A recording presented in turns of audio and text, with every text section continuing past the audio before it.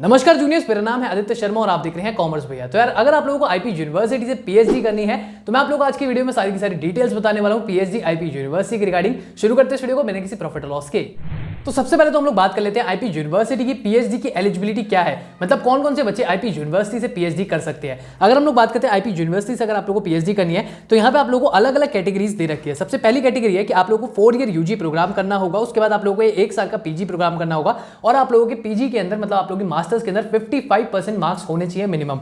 अगर आप लोगों ने ये नहीं कर रखा है, मतलब आप लोगों ने 4 ईयर यूजी और साथ में 1 साल की पीजी कोर्स को नहीं कर रखा है, तो आप लोगों को करना पड़ेगा 3 ईयर का यूजी प्रोग्राम। कोई भी आप लोगों को 3 ईयर का यूजी कोर्स करना पड़ेगा, जैसे कि मैंने कर रखा है। 3 साल की मैंने बीकॉम ऑनर्स करी, फिर उसके बाद मैंने 2 साल एमकॉम करी है, तो उसके बाद हम लोग एडमिशन ले सकते हैं पीएचडी के अंदर। तो एक तो ये कैटेगरी होगी, इसके अंदर भी आप लोगों को मार्क्स चाहिए होंगे 55%। फिर आती है तीसरी कैटेगरी जिसके अंदर आप लोगों को 4 ईयर यूजी प्रोग्राम के बाद डायरेक्टली आप लोग पीएचडी के अंदर एडमिशन ले सकते हो। लेकिन आप लोग की 4 ईयर यूजी प्रोग्राम के अंदर जो आप लोगों का फाइनल सेमेस्टर होगा 8 सेमेस्टर, उसके बाद जो आप लोग की सीजीपीए मार्क्स बनेंगे ना, वो आप लोग के 75% मिनिमम बनने चाहिए। तो अगर आप लोग डायरेक्टली एडमिशन लेना चाहते हो यूजी के बाद में, 4 साल की यूजी के बाद में डायरेक्टली एडमिशन लेना चाहते हो, तो 75% आप लोग के मिनिमम मार्क्स होने चाहिए। इसके अलावा जिन भी बच्चों ने एमफिल कर रखी है तो एमफिल वाले लोग भी इसके अंदर पार्टिसिपेट कर सकते हैं। एमफिल के अंदर आप लोग के मिनिमम 55% होने चाहिए, उसके बाद आप लोग पार्टिसिपेट कर सकते हो। अगर हम बात करते हैं यहाँ पे कुछ कैटेगरीज की, जैसे एससी हो गया, एसटी हो गया, ओबीसी हो गया, ईडब्ल्यूएस हो गया, डिफरेंशियल एबल्ड हो गए लोग, तो उन सभी के लिए इन्होंने यहाँ पे 5% का रिलैक्सेशन भी दे रखा, मतलब जहाँ पे 55% मांगा वहाँ पे 50% पे भी एडमिशन हो जाएगा।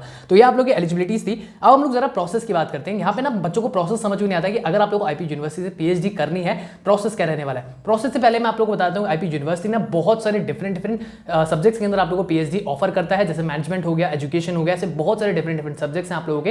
कुछ साइंस के भी होते हैं और कुछ अलग अलग भी होते हैं, तो वो आप लोग जाके चेक कर सकते हैं। आईपी यूनिवर्सिटी के पीएचडी के ब्राउजर के अंदर एडमिशन ब्राउजर आईपी यूनिवर्सिटी ने अपनी वेबसाइट पर निकाल दिया, तो वहां पे जाके आप लोग चेकआउट कर सकते हैं कौन कौन से सब्जेक्ट्स के अंदर अवेलेबल है। अब हम लोग जरा प्रोसेस की बात करते हैं। प्रोसेस आप लोगों को ना थोड़ा सा अनक्लियर रहता है कि कैसे आईपी यूनिवर्सिटी के अंदर एडमिशन होगा। आईपी यूनिवर्सिटी आप लोगों को 2 तरीके से एडमिशन देता है। एक तो आप लोगों ने कोई भी नेशनल लेवल टेस्ट दे रखा होगा, मतलब आप लोगों ने यूजीसी नेट दे रखा होगा, यूजीसी सीएसआईआर दे रखा होगा, मतलब सीएसआईआर नेट दे रखा होगा, या फिर आप लोगों ने गेट का एग्जाम दे रखा होगा, या फिर आप लोगों ने सीडब्ल्यूईडी का एग्जाम दे रखा होगा। तो ये कुछ एग्जामिनेशन आईपी यूनिवर्सिटी मानता है। अगर आप लोगों ने ये एग्जामिनेशन दे रखे हैं और क्वालिफाई कर रखा है आप लोगों ने, तो आप लोगों को डायरेक्टली यहाँ पे एडमिशन मिल जाएगा इंटरव्यू देके। लेकिन अगर आप लोगों ने इनमें से कोई एग्जाम नहीं दे रखा, आप लोगों को डायरेक्टली बस आप लोगों ने अपनी मास्टर्स करी अभी और आप लोग चाहते हैं कि आपको आईपी यूनिवर्सिटी में पीएचडी में एडमिशन मिले, तो भी आप लोगों को मिल जाएगा। आईपी यूनिवर्सिटी अपना पीएचडी एंट्रेंस टेस्ट भी कराता है, जिसको ये लोग पीईटी के नाम से बोलते हैं, पेट बोलते हैं। सो अगर आप लोगों को वो देना है तो पेट का एग्जाम के बारे में आप लोगों को थोड़ी सी डिटेल्स बताता हूँ। पेट के एग्जाम का आप लोगों को जो सिलेबस रहता है ना, उसमें 50% रिसर्च मेथोडोलॉजी आप लोगों का सिलेबस रहता है और 50% जो भी सब्जेक्ट में आप करना चाहते हैं। जैसे अगर आप लोग मैनेजमेंट में करना चाहते हो तो 50% मैनेजमेंट के क्वेश्चन होंगे, ठीक है।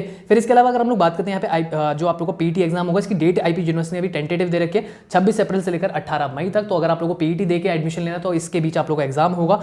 अगर एग्जाम की बात करते हैं ऑफलाइन के अंदर ओएमआर शीट पे आप लोगों का एग्जाम होता है, 2 घंटे का टाइम आप लोगों को दिया जाता है, 100 क्वेश्चन आप लोगों से पूछे जाते हैं, 4 नंबर एक सही क्वेश्चन के लिए मिलते हैं और नेगेटिव मार्किंग के अंदर बिल्कुल नहीं है। तो ये आप लोगों को थोड़ा सा यूजीसी नेट की तरह एग्जामिनेशन करवाया जाता है। तो अगर आप लोगों ने यूजीसी नेट का एग्जाम नहीं दे रखा है, फिर कोई भी और आप लोगों ने एग्जाम क्वालिफाई नहीं कर रखा है, मतलब आप लोग क्वालिफाइड फॉर नेट या फिर क्वालिफाइड फॉर पीएचडी नहीं हो, तो आप लोगों को एडमिशन मिल जाएगा पेट के बेसिस पे। पेट आप लोगों को देना पड़ेगा, उसके बाद आईपी यूनिवर्सिटी एक लिस्ट निकालती है क्वालिफाइड कैंडिडेट्स की, और इसके अलावा आप लोगों को एक रिसर्च प्रपोजल भी देना पड़ेगा, फिर आप लोगों का इंटरव्यू भी होगा। तो मतलब अगर हम लोग टोटल इन ऑल बात करें ना कि 2 कैटेगरी जो आप लोगों की बन रही है, एक जो यूजीसी नेट के बच्चे होंगे, दूसरा आप लोगों को पेट के बच्चे होंगे, दोनों के लिए ना आईपी यूनिवर्सिटी ने यहाँ पे थोड़ा सा क्लियरेंस कर रखी है कि आप लोगों का 70% टेस्ट का स्कोर लिया जाएगा। अगर मान लो मैंने भी यूजीसी नेट जैसे क्वालिफाई कर लिया है, तो मैं अगर आईपी यूनिवर्सिटी में जाता हूँ एडमिशन के लिए, तो वो क्या कहेंगे कि आप लोगों को 70% मतलब 100% में से 70% वो मेरा स्कोर ले लेंगे, जो भी मेरा यूजीसी नेट का स्कोर होगा वो ले लेंगे 70%, या फिर मेरा पेट का स्कोर होगा, और 30% वेटेज दी जाती है यहाँ पे इंटरव्यू को। तो इंटरव्यू की भी आप लोगों की काफी वेटेज यहाँ पे रहती है, और काफी बच्चे जो मतलब क्या बोलते हैं सीधा डायरेक्टली एडमिशन लेना चाहते हैं, तो उनके लिए भी यहाँ पे आईपी यूनिवर्सिटी इंटरव्यू लेता ही है। तो इंटरव्यू तो आप लोगों को देना ही पड़ेगा, रिसर्च प्रपोजल आप लोगों को देना ही पड़ेगा।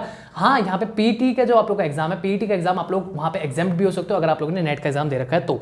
इसके अलावा अगर आप लोगों को मैं बताऊँ कुछ और चीजें, जैसे कि आप लोगों को ऑनलाइन फॉर्म भरना ही पड़ेगा। ऑनलाइन फॉर्म अभी लास्ट डेट उसकी 31 मार्च है, वो मेरे ख्याल से एक्सटेंड कर दी जाएगी। तो 25 रुपये का फॉर्म है, अगर पीएचडी में एडमिशन लेना तो जाके भर दो, आईपी यूनिवर्सिटी की वेबसाइट पे आपको मिल जाएगा। इसके अलावा अगर हम लोग बात करते हैं आप लोगों की फीस की, आईपी यूनिवर्सिटी ने यहाँ पे आप लोगों को थोड़ी सी फीस के बारे में बता रखा है कि आप लोगों को एडमिशन लेने में कितनी फीस भरनी पड़ेगी।